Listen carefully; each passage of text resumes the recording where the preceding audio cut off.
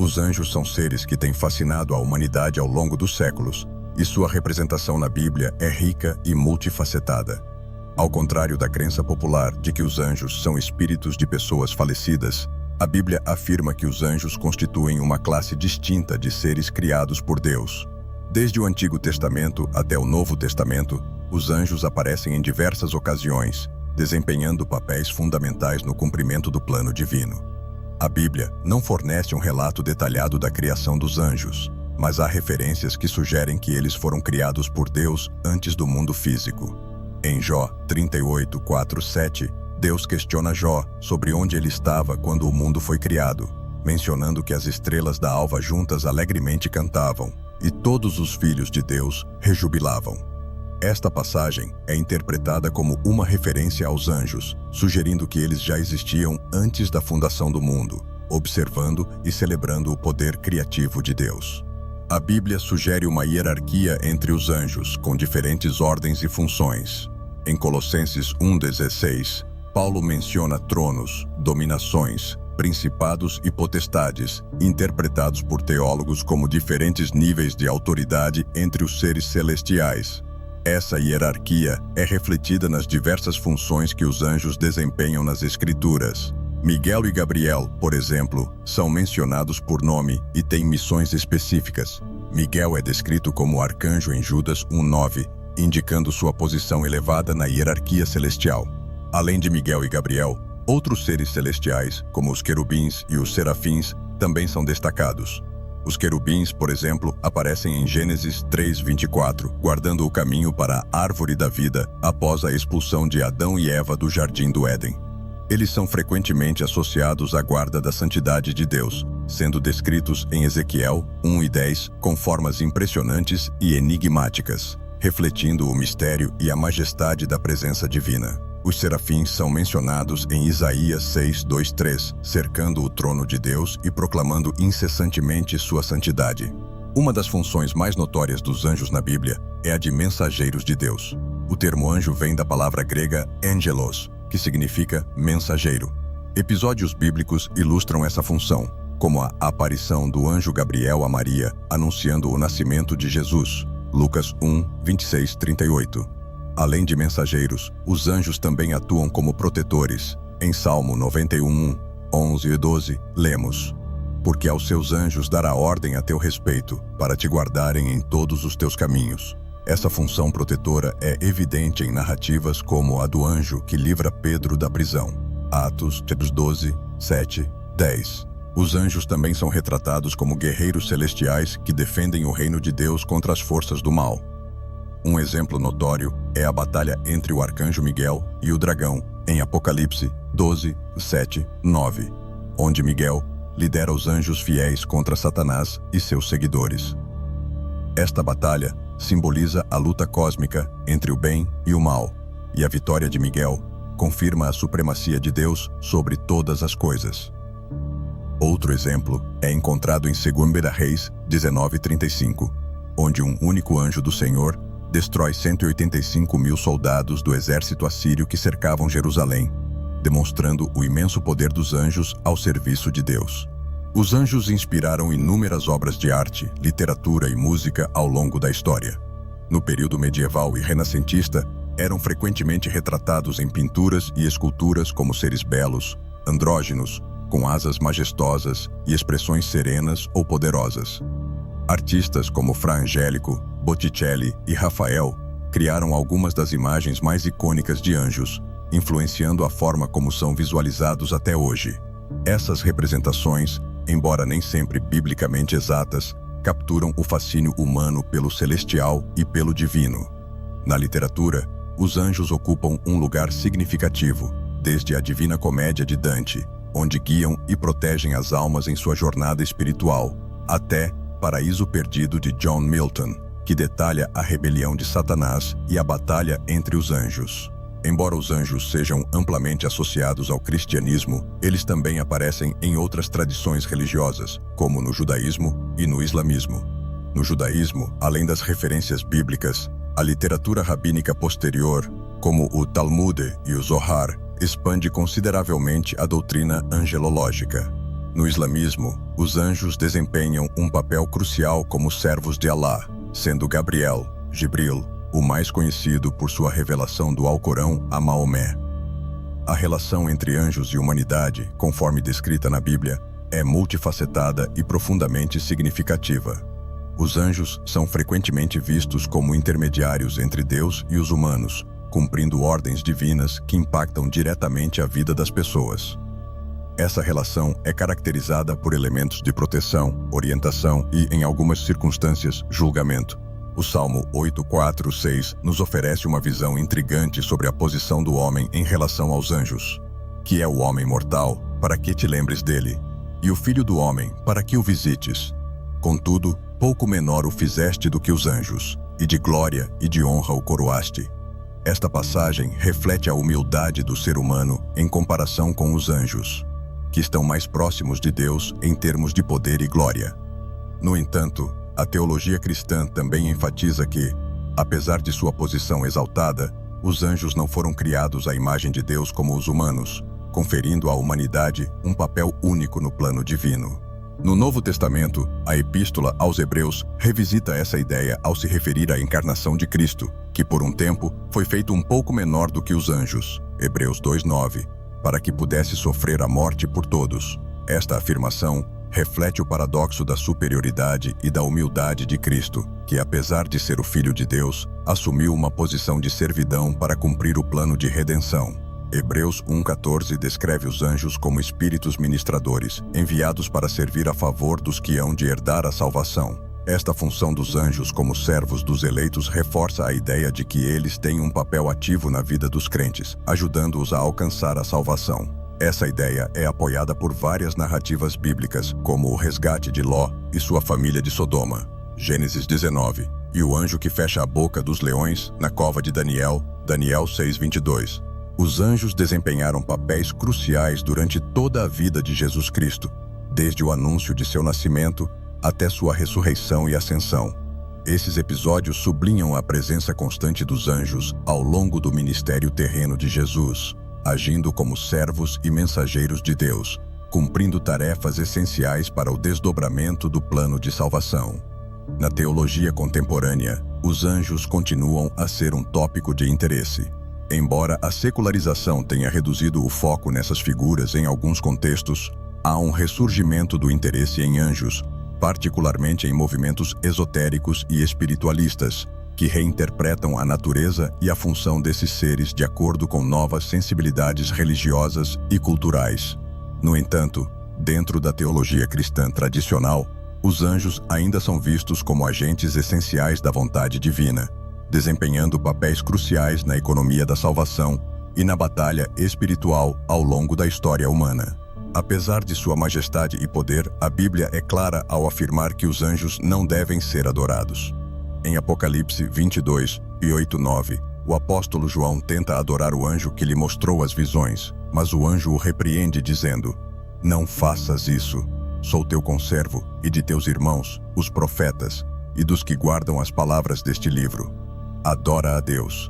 Este aviso serve como um lembrete importante de que, embora os anjos sejam seres gloriosos, eles são, em última análise, servos de Deus e não devem ser confundidos com o próprio Deus. A adoração aos anjos é uma prática condenada pela Igreja desde os primeiros séculos do cristianismo, sendo vista como uma forma de idolatria.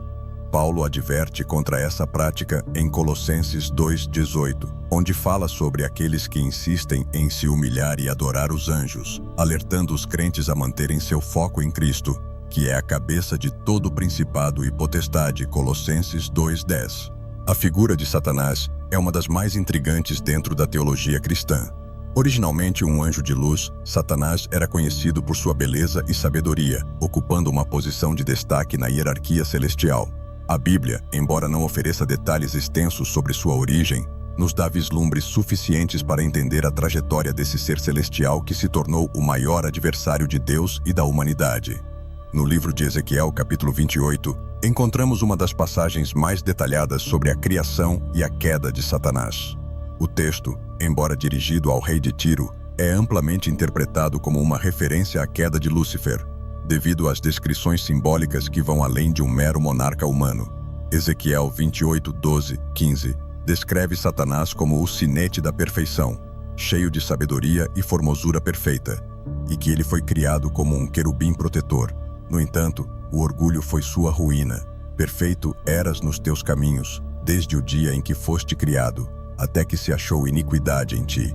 Isaías 14, 12, 15 também oferece um relato paralelo da queda de Satanás, descrevendo sua ambição de se exaltar acima de Deus. Como caíste do céu, ó estrela da manhã, filha da alva, como foste lançado por terra, tu que debilitavas as nações. Este desejo de usurpar a posição de Deus levou à sua expulsão do céu e à sua transformação no inimigo mortal da humanidade. A queda de Satanás não foi um evento isolado. Ele conseguiu convencer 1/3 dos anjos a segui-lo em sua rebelião, formando um exército de seres celestiais que também foram expulsos do céu. Em Apocalipse 12, 7 e 9, lemos sobre a grande batalha no céu, onde Miguel e seus anjos lutam contra o dragão, Satanás, e seus anjos, culminando na expulsão de Satanás do céu. Após sua queda, Satanás assume o papel de tentador e acusador. No Gênesis, ele aparece na forma de uma serpente, enganando Eva e levando Adão a desobedecer a Deus, resultando na queda da humanidade. Gênesis 3. Este evento, conhecido como o pecado original, introduz o pecado e a morte no mundo. No livro de Jó, Satanás é retratado como um acusador diante de Deus, questionando a fidelidade de Jó e pedindo permissão para testar sua fé. Jó 1, 6, 12. Este papel de acusador é reforçado no Novo Testamento, onde ele é descrito como o acusador de nossos irmãos. Apocalipse 12, 10. Sempre buscando razões para condenar a humanidade perante Deus. Jesus se refere a Satanás como o príncipe deste mundo. João 12, 31, 14, 30, sugerindo que ele exerce influência significativa sobre as atividades humanas e os sistemas de poder que operam em oposição ao reino de Deus. Essa designação reflete o controle temporário que Satanás tem sobre o mundo caído, influenciando governos, culturas e ideologias que se afastam dos valores do Evangelho. Embora Satanás tenha poder temporário e continue a causar destruição, a Bíblia é clara sobre seu destino final. Em Apocalipse 20, 10, lemos que Satanás será finalmente lançado no lago de fogo, onde será atormentado para sempre. Esta derrota final de Satanás representa o triunfo definitivo de Deus sobre o mal e o estabelecimento do seu reino eterno de justiça e paz.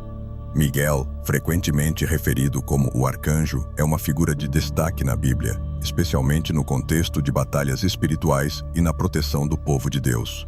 Seu nome, que significa "quem é como Deus", sugere seu papel como defensor da honra e soberania divina. Miguel aparece em várias passagens bíblicas, e sua presença está sempre associada a momentos de grande conflito espiritual, onde a força e a autoridade de Deus são desafiadas. No livro de Daniel, Miguel é descrito como o grande príncipe que se levanta em favor dos filhos de Israel. Em Daniel 10, 13 e 21, ele é mencionado como um dos principais príncipes, lutando contra os poderes malignos que se opõem à mensagem de Deus sendo entregue ao profeta. Esta luta não é meramente física, mas uma batalha espiritual de grande magnitude, envolvendo forças invisíveis que influenciam o curso dos eventos humanos. A Batalha de Miguel é parte de uma narrativa mais ampla sobre o conflito cósmico entre o bem e o mal, onde ele assume o papel de defensor do povo de Deus. Essa defesa não se limita apenas à época de Daniel, mas é projetada para o futuro, onde Miguel se levantará durante o tempo de angústia, como descrito em Daniel 12:1, para proteger os fiéis durante os últimos dias. No Novo Testamento, Miguel aparece novamente em um papel central. Em Judas 1:9, ele é mencionado em uma disputa com Satanás pelo corpo de Moisés. Este episódio, embora breve, é significativo, pois mostra que mesmo Miguel, com todo o seu poder, age com humildade e reverência, deixando o julgamento final nas mãos de Deus. Ao dizer, "O Senhor te repreenda", Miguel reconhece a soberania de Deus sobre todas as coisas, incluindo a justiça e o julgamento. A batalha final de Miguel contra Satanás é descrita em Apocalipse 12, 7 e 9, onde ele lidera os exércitos celestiais contra o dragão e seus anjos. Esta batalha culmina com a expulsão de Satanás do céu, simbolizando a vitória definitiva do bem sobre o mal. Miguel, como o general do exército celestial, desempenha um papel crucial na manutenção da ordem divina e na proteção do povo de Deus. Além de suas aparições na Bíblia, Miguel é reverenciado em várias tradições cristãs como o protetor das almas e o defensor contra as forças do mal. Na iconografia cristã, ele é frequentemente representado como um guerreiro alado, armado com uma espada, derrotando um dragão ou pisoteando Satanás. Essas representações visuais são reflexos de seu papel nas Escrituras como o arcanjo que luta contra as forças das trevas em nome de Deus e da justiça divina. Gabriel é outro arcanjo de grande importância nas Escrituras, conhecido principalmente por seu papel como mensageiro de Deus em eventos cruciais para a história da salvação. Diferente de Miguel, cuja missão está mais ligada à batalha e proteção, Gabriel é o portador de notícias divinas, sendo encarregado de transmitir revelações importantes a personagens-chave na Bíblia. Seu nome significa Deus é minha força, refletindo seu papel como emissário de poderosas mensagens divinas. Uma das aparições mais famosas de Gabriel é encontrada no livro de Daniel. Em Daniel 8:15-16, Gabriel é enviado para explicar ao profeta a visão do carneiro e do bode, símbolos de impérios futuros e eventos que afetariam o povo de Deus. Em Daniel 9:21-27, ele traz a mensagem das 70 semanas, uma profecia que muitos teólogos interpretam como um cronograma para a vinda do Messias e o fim dos tempos.